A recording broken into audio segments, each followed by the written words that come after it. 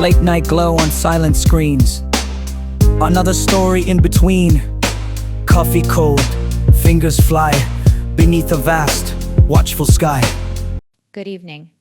This is Lydia Dela Cruz reporting Tropical Depression Filipina has made landfall in northern Mindanao this afternoon, bringing heavy rains and gusty winds. Pagasa has raised signal number 1 in several regions, warning residents to prepare for possible flooding and landslides. The storm is expected to cross Visayas and Palawan before intensifying into a tropical storm over the West Philippine Sea. Meanwhile, in Taguig Asia Society, Philippines is hosting a forum on Germany's shifting defense policies and their impact on the Indo-Pacific. And in sports, Manila welcomed the world's best junior gymnasts as the 2025 Artistic World Championships wrapped up today. We begin tonight with our continuing coverage of Tropical Depression Filipina, which made landfall earlier today in northern Mindanao. The system is currently packing maximum sustained winds of 55 kilometers per hour, with gusts reaching up to 70, while relatively weak compared to stronger typhoons. Filipina's wide rain bands are expected to bring significant rainfall across multiple regions. Pagasa has raised signal number 1 in provinces across Luzon, Visayas, and Mindanao. This means residents should brace for moderate winds and heavy rains in northern Mindanao. Classes have already been suspended in several municipalities, while local governments are preparing evacuation centers for families in flood-prone areas. The Visayas region, particularly Samar and Leyte, is expected to experience continuous downpours through Tuesday night. Authorities warn of possible flash floods and landslides, especially in mountainous terrain and low-lying communities. The Department of Public Works and Highways has deployed teams to monitor bridges and major roads, while the Coast Guard has suspended sea travel in areas under storm signals. Fisherfolk are strongly advised not to venture out due to rough seas. Filipina is forecast to cross Visayas, northern Palawan until Wednesday before moving into the West Philippine Sea. Meteorologists expect the system to intensify into a tropical storm once it exits landmass, potentially strengthening further as it heads westward. The shear line currently affecting Luzon may also enhance rainfall, compounding risks in central and southern Luzon provinces. And the National Disaster Risk Reduction and Management Council has placed response teams on heightened alert. Relief goods are being pre-positioned in warehouses across Visayas and Mindanao.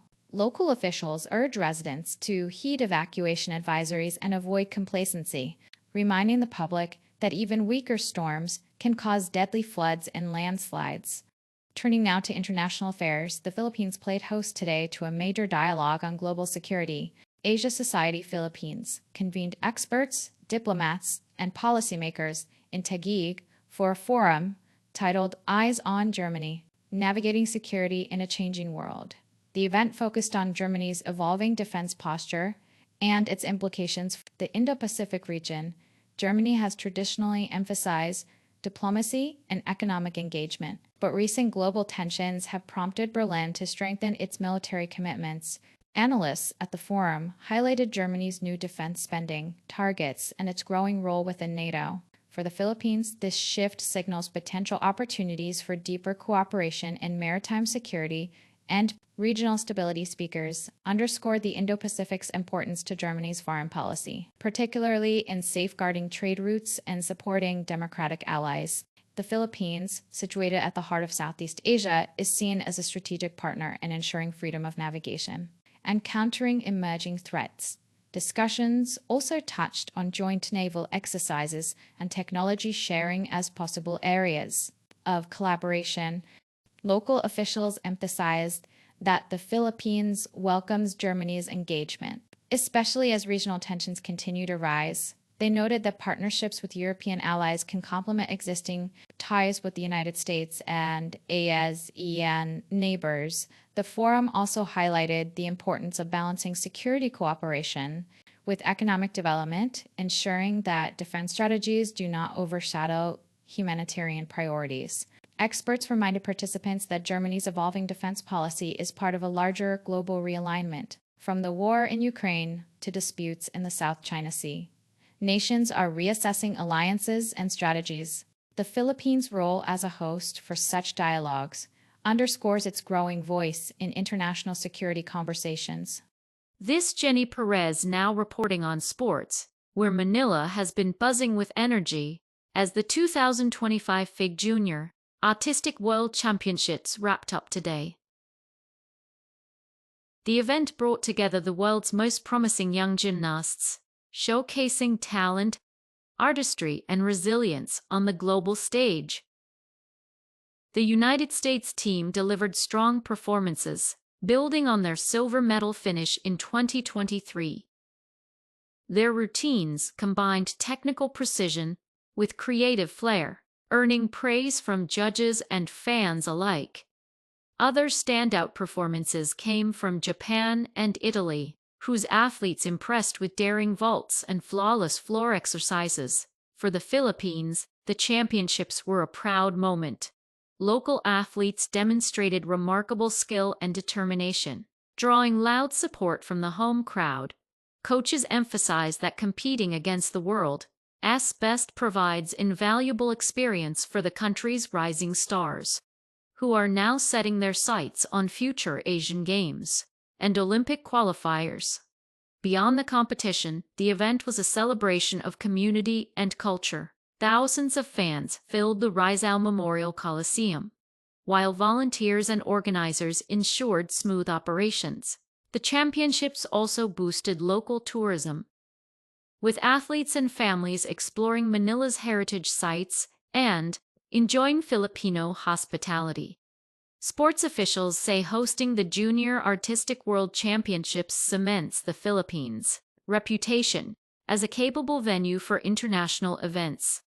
They hope the exposure will inspire more young Filipinos to pursue gymnastics, strengthening grassroots programs, and building a pipeline of future champions. The 2025 Junior Artistic World Championships may have ended, but the spirit of competition and unity it brought to Manila will continue to resonate. For Filipino athletes, this is just the beginning of a journey toward greater achievements on the world stage. I'm Jenny Perez, and this has been the Sports News. We now join Sylvania Bustros' special report. Good evening, I'm Sylvania Bustros. Tonight, we examine the consequences and possible consequences of the corruption scandal shaking the Philippines. 7 suspects have already been detained, with warrants issued for at least 18 more individuals linked to fraudulent flood control projects. The Ombudsman has charged former lawmaker Elizalde Co. and several public works officials for substandard or ghost projects.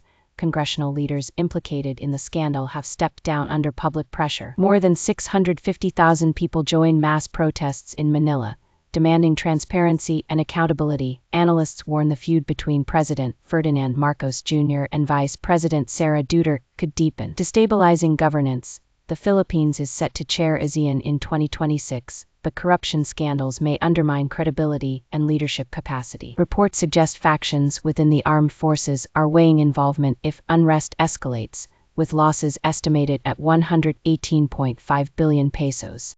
To $1 billion, the scandal could weaken infrastructure resilience and investor confidence.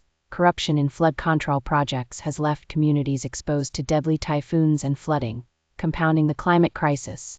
This scandal is not just about missing funds. It is about lives lost to floods, trust eroded in institutions, and the Philippines standing in the international community. With ASEAN leadership looming, the nation must confront corruption head-on or risk further instability. The arrests are only the beginning. The true test lies in whether accountability will reach the highest levels of power, and whether reforms can restore public trust. For now, the Philippines faces a reckoning, the consequences of corruption in government. The arrests have sparked renewed calls for accountability. Protesters at Rizal Park say these arrests are just the tip of the iceberg. We want the big fish, one demonstrator told us. Civil society groups are demanding full transparency and the release of audit reports that could implicate higher-ranking officials. The charges include plunder, falsification of public documents, and multiple counts of graft under Republic Act 3019, the Anti-Graft and Corrupt Practices Act. These are not symbolic accusations. Plunder alone carries a penalty of life imprisonment without parole,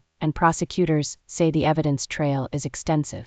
Among those charged is former lawmaker Elizalde Co., along with several regional directors from the Department of Public Works and Highways. Also named are private contractors and alleged facilitators who helped funnel billions of pesos into ghost flood control projects. Investigators say these individuals signed off on fake receipts, approved non-existent construction, and pocketed public funds meant for disaster resilience. The scheme involved shell companies submitting doctored photos and invoices for projects that were either never built or dangerously substandard. In some cases, the same project was approved and funded multiple times under different names. The total estimated loss, 118.5 billion pesos, enough to build hundreds of legitimate flood control systems across the country. The charges have intensified political tensions. Senator Amy Marcos has publicly sided with Vice President Sara Duterte, accusing her brother, President Ferdinand Marcos Jr. of shielding allies. The president, meanwhile, insists that the arrests and charges prove his administration's commitment to transparency. But critics say the real test is whether the investigation will reach the highest levels of power. Civil society groups are demanding full disclosure of audit reports and the release of whistleblower testimonies. Protesters at Rizal Park say the charges are a start but not enough. "We want convictions, not just headlines," one demonstrator told us. 7 suspects are now behind bars, but the nation is watching closely to see how far this investigation will go. With billions lost and public trust eroded, the road to justice must be swift, thorough, and fearless. Charges have now been filed, and the legal process begins. But for a nation battered by floods, economic strain, and political division, justice must be more than procedural, it must be transformative. I'm Sylvania Bastros, reporting on the deepening corruption scandal. Back to Lydia de la Cruz. Once again, tropical depression Filipina is expected to bring heavy rains across Mindanao, Visayas, and Palawan over the next 48 hours. Stay tuned to Pagasa advisories and keep safe by preparing emergency kits and monitoring local announcements. Today's forum in Taguig is more than just a policy discussion. It is a reminder that the Philippines is increasingly at the crossroads of global security as Germany recalibrates its defense posture. The dialogue here signals new opportunities for cooperation, resilience, and shared responsibility in a rapidly changing world. We'll continue to bring you updates as the situation develops. This is Lydia de la Cruz for the Filipina Television Network. Have a wonderful evening.